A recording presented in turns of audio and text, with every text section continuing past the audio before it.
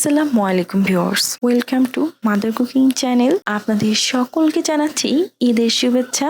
আর আমার আজকের রেসিপিতে থাকছে কুরবানির ঈদ স্পেশাল চেরা স্বাদে গরুগোশ ভুনা। নিশ্চয়ই আপনারা এর গ্রেভিটা দেখে বুঝতে পাচ্ছেন যে এটা আসলে কতটা লোভনীয় হয়েছে। আর এটা কিন্তু দেখতে যতটা সুন্দর লাগছে এতে কিন্তু তার থেকেও বেশি মজার। কিভাবে গরুগোশ ভুনা করলে এই গরুগোশের মধ্যে থেকে সেরা স্বাদ আসবে সেই সম্পর্কে থাকবে অনেক টিপস অ্যান্ড ট্রিক্স। চলুন তাহলে রেসিপিটা দেখে নেওয়া যাক। প্রথমে আমি এখানে একটি প্রেসার কুকার নিয়ে নিয়েছি। এখন আমি এর মধ্যে দিয়ে দিচ্ছি সোয়াবিন তেল 1 কাপ। তারপর চুলাটি অন করে চুলাটা মিডিয়াম হাই করে রাখবো। দিয়ে দিব পেঁয়াজ কুচি 1/4 কাপ। আর আমি এই তেলের মধ্যে এই পেঁয়াজগুলোকে বেরেস্তা ভেজে নিব। আর এভাবে সয়াবিন তেলে বেরেস্তা ভেজে নেওয়ার পর এই তেল দিয়ে গরুগোশ রান্না করলে এই গরুগোশের স্বাদটা কিন্তু অনেকটাই ভালো আসবে। তাই আমি এখানে 1/4 কাপ পেঁয়াজ এভাবে ফ্রাই করে নিয়েছি। আমি বেশ কিছুক্ষণ সময় ধরে এই পেঁয়াজগুলোকে ফ্রাই করে নিয়েছি। এই সময় পেঁয়াজটা খুব ভালোভাবে ফ্রাই হয়ে গেছে। দেখুন খুব সুন্দর লাল কালার চলে এসেছে। এই সময় আমি এই পেঁয়াজগুলোকে উঠিয়ে নিব। তারপর এই বেরেস্তা ভাজা তেলের মধ্যে দিয়ে দিচ্ছি দারচিনি 3টি টুকরা, সাদা এলাচ 5টি টুকরা, কালো এলাচ 1টি টুকরা। আর এই এলাচগুলোকে আমি একটু ফাটিয়ে দিয়েছি যাতে এর ভিতর থেকে এর স্মেলটা খুবই ভালোভাবে বের হতে পারে। দিয়ে দিব জয়ত্রী 1টি টুকরা, স্টার এলাচ 1টি টুকরা, লং 5টি, কাবাব চিনি 2টি। এখানে কিন্তু আপনারা একটা ভুল করবেন না, আমি কিন্তু এখানে কাবাব চিনি ব্যবহার করেছি। যদিও দেখতে এটা গোলমরিচের মতো কিন্তু এটা গোলমরিচ না। দিয়ে দিচ্ছি কালো গোলমরিচ 12টি, সাদা গোলমরিচ 11টি, তেজপাতা 2টি টুকরা। এখন আমি এই মশলাগুলোকে চুলার মিডিয়াম হাই আছে ফ্রাই করে নিব। খুব অল্প সময় ফ্রাই করে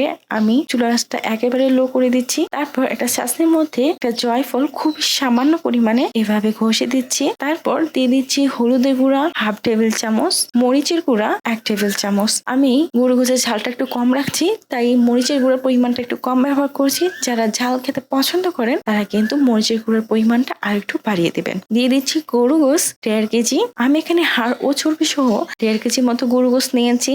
এখন আমি এই গোশগুলোকে খুব ভালোভাবে নাড়িয়ে দিয়ে চুলাটার সাথে সাথে অফ করে দিচ্ছি। তারপর এর মধ্যে দিয়ে দিচ্ছি পেঁয়াজ কুচি 500 গ্রাম, দিয়ে দিব আদা বাটা 1.5 টেবিল চামচ, রসুন বাটা 1.5 টেবিল চামচ।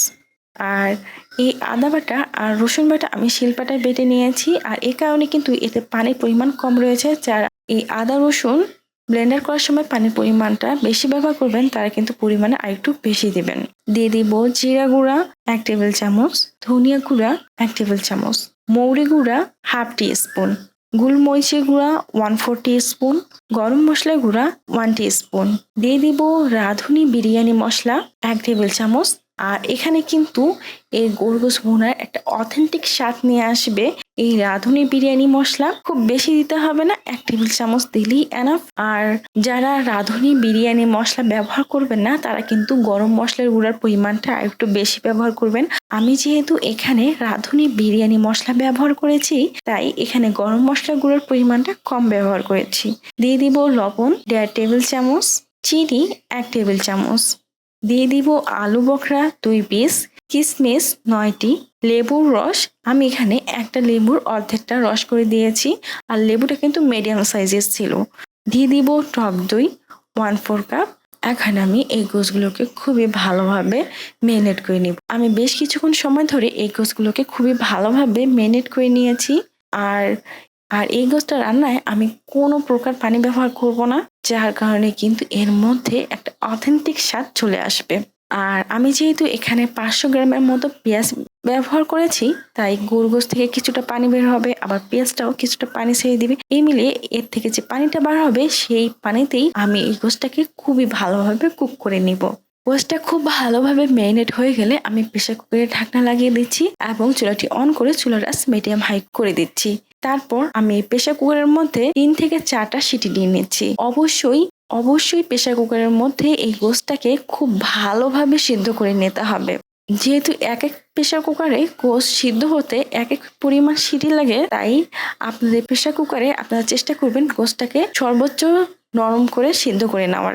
আর আমার প্রেসার কুকারে 4 থেকে 5টা সিটি দেওয়াতেই এই গোশটা কিন্তু খুবই নরম হয়ে গেছে। আর সিটি দেওয়ার সময় একটা বিষয় মাথায় রাখবেন যে প্রথম সিটিটা যখন হয়ে যাবে তখন চুলার আঁচটা হাই থাকবে, আর প্রথম সিটি হওয়ার পর চুলার আঁচটা আপনারা মিডিয়াম করে দিবেন। চুলার আঁচ মিডিয়াম থাকা অবস্থায় বাকি 3 থেকে 4টা সিটি দিয়ে নেবেন। এতে করে কিন্তু গোশটা কিন্তু নরম হয়ে যাবে এবং খেতেও কিন্তু অনেক ভালো লাগবে। এই সময় আমার প্রেসার কুকারে প্রায় 5টা সিটি হয়ে গেছে। এখন আমি প্রেসার কুকারের ঢাকনা খুলে দেখাচ্ছি। তারপর চুলার উপর একটা কড়াই বসিয়ে দিচ্ছি। যেহেতু প্রেসার কুকারের মধ্যে গোশটা কষাতে একটু অসুবিধা হবে, তাই আমি কড়াইয়ের মধ্যে এই গোশগুলোকে ঢেলে দিচ্ছি। তারপর এই গোশটাকে অনবরত নাড়িয়ে নাড়িয়ে রান্না করছি। আমি বেশ কিছুক্ষণ সময় ধরে এই গোশটাকে অনবরত নাড়িয়ে নাড়িয়ে রান্না করছি। এ সময় দেখুন এর যে গ্রেভিটা রয়েছে তা অনেকটা কিন্তু শুকিয়ে গিয়েছে, আর এর গ্রেভিটা অনেকটা গাঢ় হয়ে গিয়েছে এবং এর উপর এরকম তেল ভেসে উঠেছে। এখন আমি এর মধ্যে দিয়ে দেব কাঁচামরিচ 7টি, তারপর দিয়ে দিচ্ছি মালটার রস। আমি এখানে একটা মালটার অর্ধেকটা রস করে দিয়ে দিচ্ছি, আর এর কারণে কিন্তু এই গরুগোজের মধ্যে খুবই অথেন্টিক একটা স্বাদ চলে আসবে। অবশ্যই আপনারা চেষ্টা করবেন মালটা রসটা দেওয়ার। এখন আমি আরো 6 থেকে 7 মিনিটের মতো সময় এই গরুগোশটাকে অনবরত কষিয়ে কষিয়ে রান্না করব। আর এই সময় যেহেতু গ্রেভিটা অনেকটা গাঢ় হয়ে গিয়েছে, তাই আমি চুলার আঁচটা মিডিয়াম রেখে এই গোশটাকে অনবরত কষিয়ে কষিয়ে রান্না করছি। এই সময় কিন্তু আমার গোশটা একেবারে পারফেক্ট ভাবে কুক হয়ে গেছে, আর এর গ্রেভিটা কতটা লোভনীয় হয়েছে।